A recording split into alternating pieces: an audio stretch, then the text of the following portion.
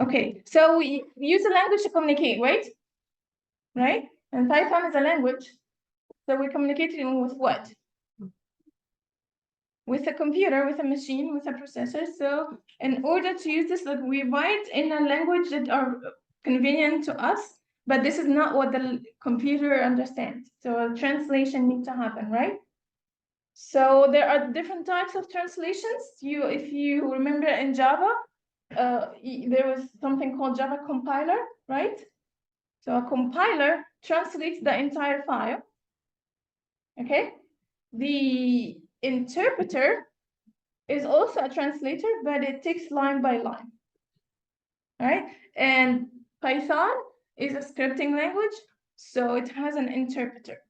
So in order to use Python as a language to communicate with the computer, we need to install that interpreter. Okay. So that interpreter you can find here in this link. So if you go to this link and download version 3.12.1. Now, the reason I used the Anaconda last year, I was hoping to create some consistency between the versions, but that didn't happen, actually, it didn't help. So instead of trying to avoid the problem, we're gonna try to know how to deal with it, okay? So we'll try to use 3.12 as our consistent version, but we'll show you what kind of issues you can encounter if you have another version in your computer. All right, so that you will be aware of it and know how to deal with it. All right, now, of course, there is a different version depending on the machine you have. I have Windows, so I installed this one, but you can use, if you have Mac or Linux, you can use the proper version. All right, now the installation itself is not a problem. Now, when you get to install, of course, there is a customized installation. We don't want that. It's like we need to take the default version. The documentation is not the most important thing. All right, documentation is available online, but it's convenient when you have it downloaded. Okay, but what we really care about is the PEP, which is the management. We're going to talk about it later. And like the IDLE might be useful. We'll look into it right now, but we're actually going to use more sophisticated environments. But it's good to know that it exists. So if you're logging into a machine that doesn't have VS Code, which we're going to use, you know how to deal with it. Like you may look into the IDLE, or you can even open a terminal and still write Python code. Okay, so we start with the IDLE. So IDLE stands for Integrated Development and Learning Environment. Okay, so IDE is the most common term because the learning part is not really, it's not highlighted, but it's present. Okay, but integrated in terms of you write your code and you have your interpreter and you can access the output from the same application. Okay, so I have it installed. So after installation, if I'm on Windows, I can search for Python, and then I will see that I have my IDLE present. All right, now see, because I have two versions of Python interpreter on my machine, there are some of them are 0.11, some of them are 0.12. Okay, so you need to be careful which version you were working with. Okay, now I prefer to remove all other versions to avoid the confusion, but I left it so that we see how it looks like when you have different versions, so you recognize it when you face the problem. Yes. Yes, VS Code. No, it's not that you have to, it's just I'm going to be using it for the demonstration. And in order to be consistent, it's better to use the same thing. Okay? And we're also going to use, okay, we'll talk about the labs and the GitHub submission later. But you can think of it as a very strong recommendation. Okay? Now we see I have the IDLE for version 3.12, and I have the IDLE for version 3.11. So I have to be careful if I choose to not remove the older versions, then I need to be careful what am I selecting and what am I expecting out of it. All right, so this is how it looks like.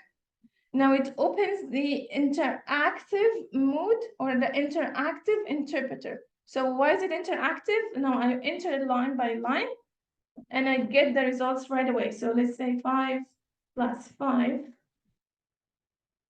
All right. Now I want to print hello world, so I can say print. So print is a function. We're going to talk about functions in details. Let me see if I can increase the font here.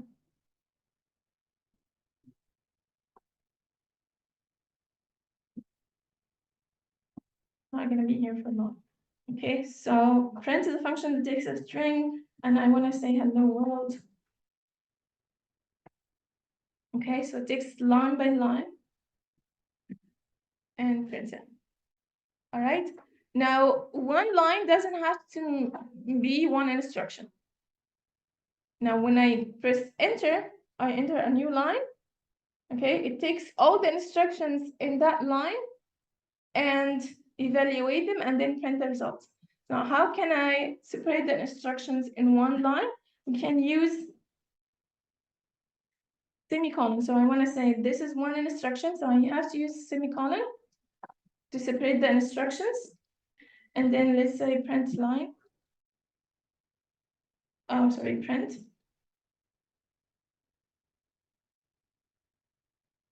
All right. So the semicolon here is not like what you learned in Java. Semicolon indicates the end of the set of instruction, and it's mandatory in Java, right? It's not mandatory in Python unless you want to combine multiple instructions in the same line.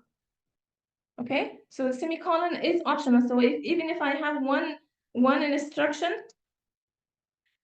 and I put it, it's not a problem. It's not going to give you an error or anything, but it's only meant to separate instructions. So when there are no multiple instructions, it's just not necessary.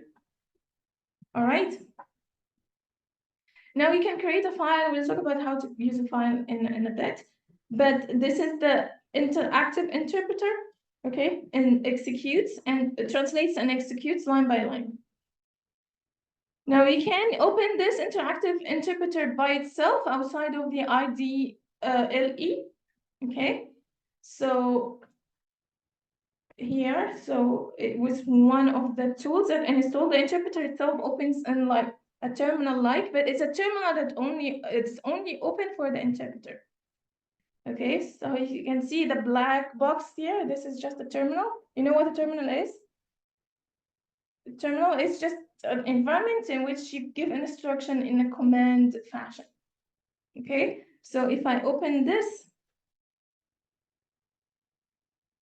there you go. It's very similar, but it's just the interpreter. There is not the integrated environment now. It's the file management and debugging, all the other features that we've seen in that integrated environment are not present here. It's just the interpreter, and it's still the interactive mode.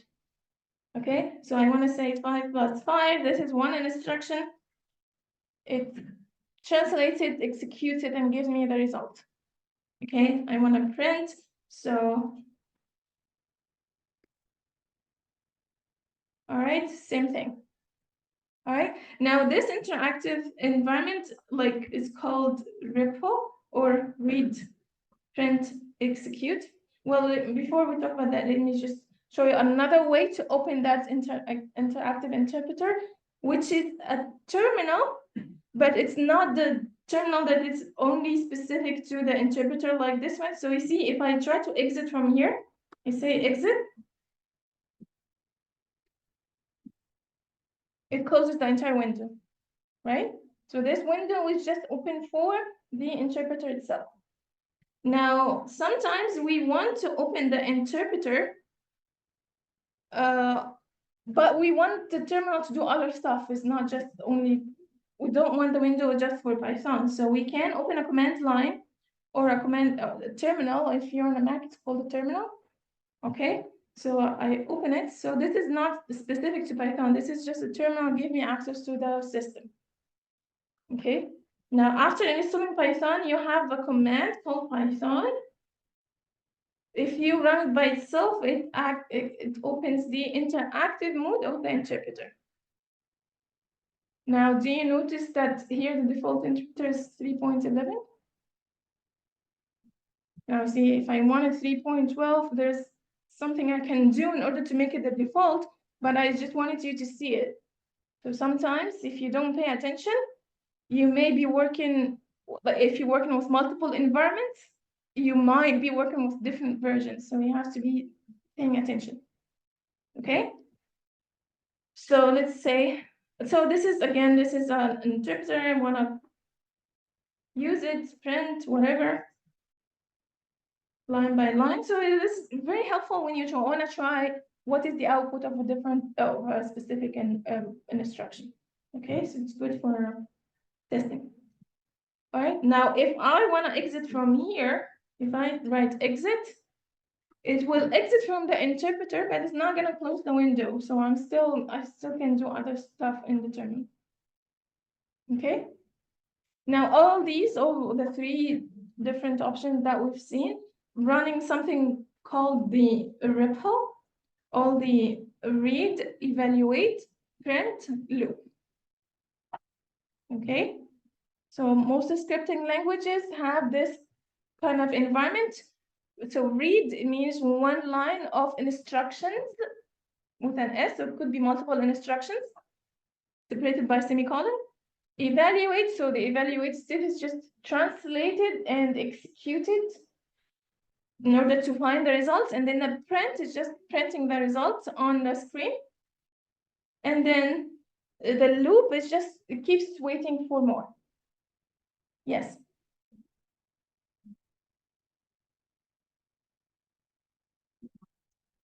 Now you're gonna need to write a script. This is not the only environment. So in this environment, you're executing a script by means an instruction by instruction.